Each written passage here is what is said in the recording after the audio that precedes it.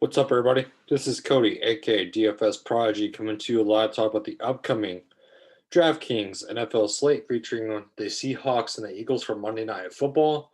So this is an interesting slate on our hand with um basically it's Jalen Hurts season.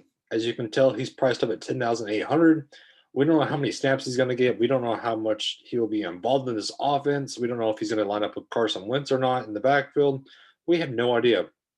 All we've heard is from Ian Rappaport that he's been practicing with the first team. This may be a motivation standpoint for Carson Wentz. It may be his downfall. We really don't know, which that's the uncertainty of this slate.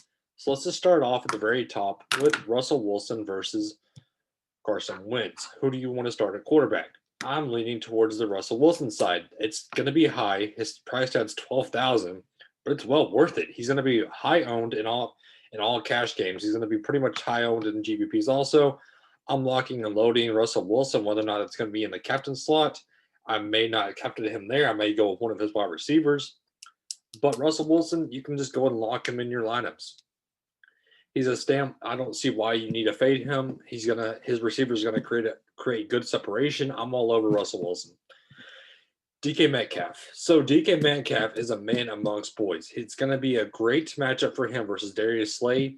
He's, like I said in the overlay DFS video, he's got over 20 pounds of weight on top of Darius Slay. That's going to be easily in his favor when he creates separation. I'm all over DK Metcalf. Now, if I want to capture him, it's going to be 17,000. If I want to flex him, it's going to be 11,000. But I'm more so on in the flex option. And I don't mind getting to him. I like him a lot. Tyler Lockett, he's the boomer bust sort of guy. If you can tell by his game log, 21, 11, 8, 7, 3. Then he hit a 56. I mean, so on and so forth. He's inconsistent, but he's in a good matchup also. You're going to have to play at least one of his receivers for Russell Wilson. I'm going with the DK Metcalf train. Carson Wentz, like I said, we don't know how many snaps he's going to get. He's going to be in a good matchup, yes. And if you want to play him, I don't mind him, but he's risky. I will not play him in cash games, and it's going to be hard to basically fit him in with Wilson and Metcalf. And there's not a lot of value on this slate. That's what scares me. So if I had to pick one quarterback, it would be definitely Russell Wilson. Miles Sanders, okay, so we see Miles Sanders look decent in the receiving game. But these past 2 weeks, he's got 13 points and 10 points. He's rushed for around 15 attempts, but he's getting targets in the backfield, as you can tell, with 5 and 5 targets. So he's getting those targets, but he has sticky hands. He fumbles a lot. So watch out for that. But I don't mind getting into him. He's just kind of the middleman in this group with Chris Carson now back also at 8,800.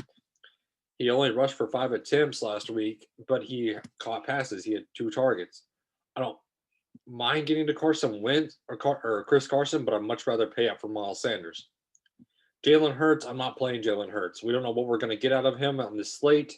We don't know how many snaps he's even going to see. There's a poll on my Twitter. If you think he's going to get less or over than 30%, we don't know. We really don't know what we're going to get out of him. So there's no way I can pay $7,200 for him. Carlos Hyde is now seeing Chris Carson back, but he still rushed for 14 attempts.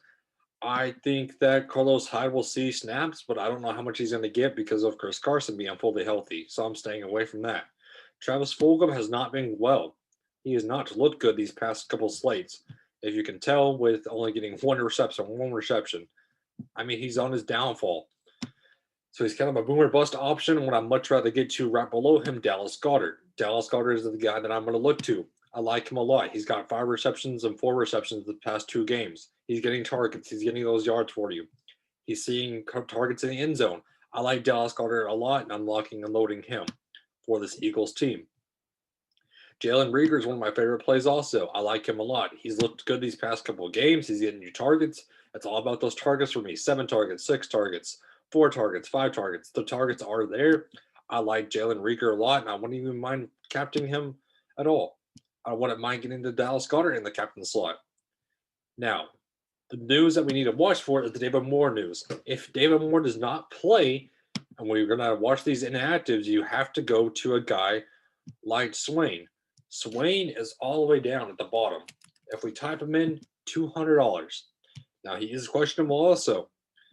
So we need to watch for that news. We need to watch for who's going to be this number 3 receiver on or not on the Eagles, my bad, the Seahawks. We don't know because of David Moore and Freddie Swain being questionable.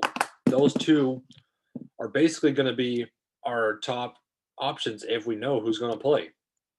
So we need to watch for that. Will Disley and Jacob Hollister, we're not going to get to any of the tight ends on the Seahawks team. I'm not going to get into any defenses. The defenses aren't in play for me. I'm just more so on, as you can tell, having Myers at only 6,300. I'm not on him at all, so on and so forth. But so we need to watch for, just like I said, who's going to be that number 3 receiver for the Seahawks. Tight ends now, like I was saying, Will Disley is now going to have to step up for the Seahawks. We saw him, but he just didn't look good last slate. Now with Greg Olsen out, I'm not getting to Jacob Hollister either. I mean, I think people are going to flock to Jacob Hollister because the last game he saw a few targets, but this is not for me. Going down to Richard Rodgers, he's seeing targets in the end zone. I wouldn't mind getting into a Richard Rodgers, but be careful with that for sure. With Dallas Goddard, I want to play both of them in the same lineup. The guy I wanted to talk about is Boston Scott. Boston Scott might be the value of the night. He's still getting you rush attempts. He's still getting you targets in the backfield. And he's taking snaps from Miles Sanders. He's low priced to only $1,000. I like that a lot. I like him at $1,000 a ton. Alshon Jeffrey just hasn't looked the same this season. He hasn't even played. He's not healthy at all. I wouldn't get to him either, but he could certainly break off a long one. So like I said, guys, look for a guy like Penny Hart. If, for instance, Sway and Moore are out, you just need to look for that number 3 receiver for the Seahawks. So, guys, that wraps up for me. That wraps up my breakdown for this DraftKings NFL slate for Monday Night Football. And like I said, guys, be careful with who you pick. Watch out for the Jalen Hurts. Watch out for the Carson Wentz news. You need to watch for the Seahawks news on who the 3 receiver is. And that wraps it up for me. Hit the like button for me, guys. Subscribe to my YouTube channel. That helps me out a lot. As y'all know, my goal is to get to 200 subscribers now that we broke 100. So like I said, subscribe.